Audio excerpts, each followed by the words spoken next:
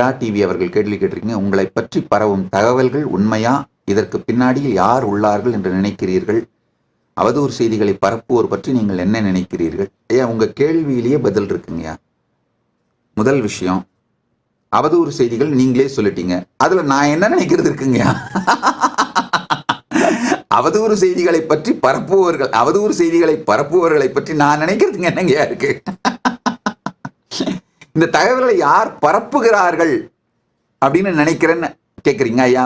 அது இன்வெஸ்டிகேஷன் பண்றவங்களுடைய வேலைங்கய்யா, அது என் வேலை இல்லை. இது பரவுதுன்றது, அதாவது எது எது சத்தியமோ அதை மட்டும் தான் நான் சொல்ல முடியும். பல பேர் திரும்ப திரும்ப என்கிட்ட கேட்குறீங்க, யார் உங்களுடைய எதிரி, யார் உங்களை தாக்குகிறார்கள், யார் தொடர்ந்து உங்களை தாக்குகிறார்கள், உங்க மேல லாஃபேர் பண்றது யாரு, ஹேட் ஸ்பீச் பண்றது யாரு, இந்த அட்டாக்லாம் பண்றது யாரு அப்படின்னு கேட்குறீங்க. அது எனக்கு எப்படிங்க தெரியும்? அதாவது நடக்கிறத அப்படியே சொல்ல முடியும், அவ்வளவுதான். அதுக்கு பின்னாடி யார் இருக்காங்களோ அவங்க இன்வெஸ்டிகேஷன் பண்ணி அந்தந்த நாட்டோட இன்வெஸ்டிகேஷன் ஏஜென்சி தான் கண்டுபிடிக்கணும். யாரையும் எதிரி என்று டிக்ளேர் பண்ற பழக்கம் எனக்கு இல்லை. ஆனா பல பேர் அவங்களாவே பொது தளத்துல வந்து நான் தான் நித்யானந்தாக்கு எதிரி, நித்யானந்தா விரட்டினது நான் தான், நித்யானந்தா இதை பண்ணது நான் தான், அதை பண்ணது நான் தான் யாராவது டிக்ளேர் பண்ணிக்கிட்டாங்கன்னா நீங்க அவங்க கிட்ட போய் இந்த கேள்வி கேளுங்கய்யா. என்னையே கேட்குறீங்க? நான் தான் நித்யானந்தாவோட எதிரின்னு யார் டிக்ளேர் பண்ணிக்கிறாங்களோ அதை கூட நான் அக்னாலஜ் பண்றது இல்லைங்கய்யா. அவங்களே வாலண்டியரா வந்து டிக்ளேர் பண்ணிக்கிட்டா கூட நான் அவங்க பேரை சொல்லி எப்ப அக்னாலஜ் பண்றேன்னா பார்த்துருக்கீங்களா? ஏன்னா ஒருவேளை அவங்க யாராவது வேற யாராவது அனுப்பி விட்டாளா இருக்கும். நிஜமாக வேலை செய்கின்றவர்கள், நிஜமாக தாக்குகின்றவர்கள், அவங்களுடைய ஐடென்டிட்டி வெளியில் தெரியாம இருக்கிறதுக்காக வேற யாராவது ஒருத்தர் அனுப்பி, அப்பா நீ போய் இதை சொல்லுப்பா அப்படின்னு சொல்றதா கூட இருக்கலாம். அதெல்லாம் யார் அப்படின்லாம் நான் சொல்ல முடியாது, சொல்ல விருப்பம் இல்லை. அது இன்வெஸ்டிகேஷன் ஏஜென்சி, அந்தந்த நாட்டோட இன்வெஸ்டிகேஷன் ஏஜென்சி செஞ்சுக்க வேண்டிய வேலை. அதுக்கு எனக்கு சம்பந்தம் கிடையாது. உங்களை தனியாக பேட்டி எடுக்க சான்ஸ் எப்போ கிடைக்கும் அப்படின்னு அம்மா மகாலட்சுமி அம்மா கேட்டிருக்கீங்க. அம்மா, ரெண்டு விஷயம். எங்களுடைய எம்பசிஸ், அதாவது தூதரக அங்கீகாரம் பெற்ற எம்பசிஸை ஓப்பன் பண்றோம் கூடிய விரைவில். அது மாதிரி ஏதாவது ஒரு எம்பசிக்கு நீங்க வந்தீங்கன்னா தனியா பேட்டி கொடுக்குறேன். அந்த மாதிரியான சாத்தியம் இருக்கு. இந்த எம்பசிஸை திறந்த பிறகு சொல்றேன். அதாவது எங்களுக்கு 3 நிலை தூதரகங்கள் இருக்கு. ஆன்மீக தூதரகம்னு சொல்றோம். அப்படின்னா அது நம்ம கோவில்கள், ஆசிரமங்கள், ஆதீனங்கள், மடங்கள், குருகுலங்கள், கோசாலைகள், இது எல்லாமே ஆன்மீக தூதரகம் தான். அது அந்தந்த நாட்டில் நடக்கிற என்ஜிஓ ஸ்டேட்டஸ் இருக்கும், ட்ரஸ்ட் ஸ்டேட்டஸ் இருக்கும். உதாரணத்துக்கு திருவண்ணாமலையில் இருக்கிற ஆதீனங்கள், அந்த நாட்டில் அது வந்து ஒரு ட்ரஸ்ட். அந்த மாதிரி ஆன்மீக தூதரகங்கள், அது ஸ்பிரிச்சுவல் ஆக்டிவிட்டிஸ் மட்டும் நடக்கும். அதுக்கடுத்து ஒரு டிப்ளமேட்டிக் ரிலேஷன்ஸ் இருக்கிற, கல்ச்சுரலா, பொருளாதார ரீதியா இந்த மாதிரியான டிப்ளமேட்டிக் ரிலேஷன்ஸ் இருக்கிற சில தூதரகங்கள். சில இடத்துல அட்டானமஸ் ஜோன்ஸ், அதாவது கம்ப்ளீட் ரிலிஜியஸ் ஃப்ரீடம் எங்களுக்கு உண்டு. எங்களுடைய ரிலீஜியஸ் லைஃபுக்குள்ள தலையிட மாட்டாங்க. ஆனால் ஆர்மி கிடையாது.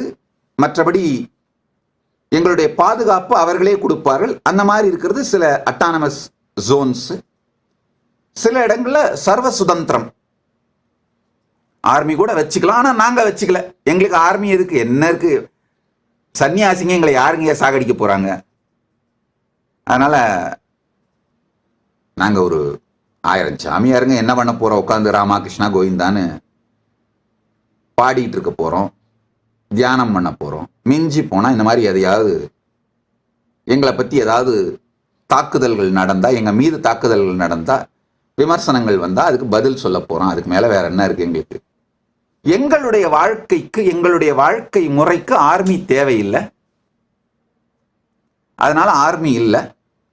அதே மாதிரி எங்களுடைய வாழ்க்கைக்கு போலீஸும் தேவையில்லை. எங்களுடைய வாழ்க்கை முறைக்கு போலீஸும் தேவையில்லை.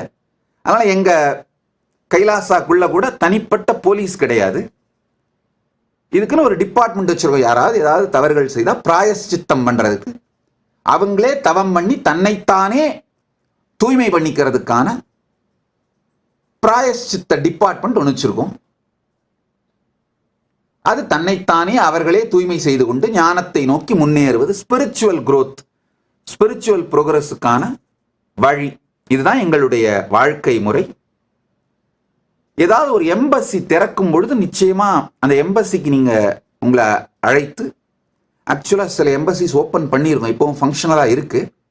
ஆனா இந்தியாவுக்கு பக்கத்துல எதுவும் இல்லை.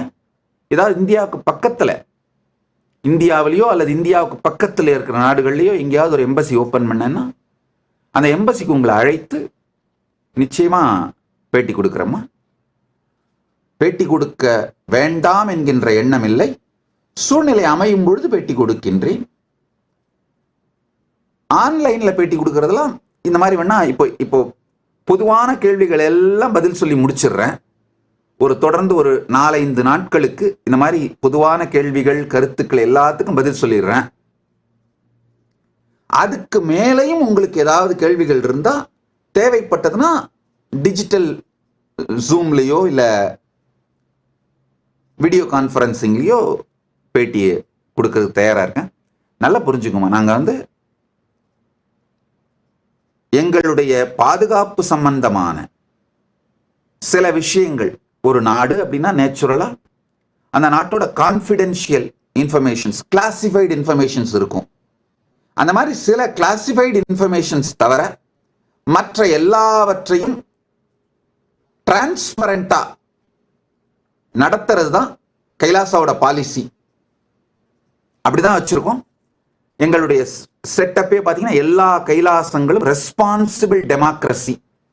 ரெஸ்பான்சிபிள் டெமோக்ரஸினா அந்தந்த கைலாசத்திற்கு யார் பொறுப்பெடுத்து நடத்துகிறார்களோ அவர்களெல்லாம் சேர்ந்து ஒரு டெமோக்ராட்டிக் செட்டப்பை உருவாக்கிட்டு நடத்துறாங்க.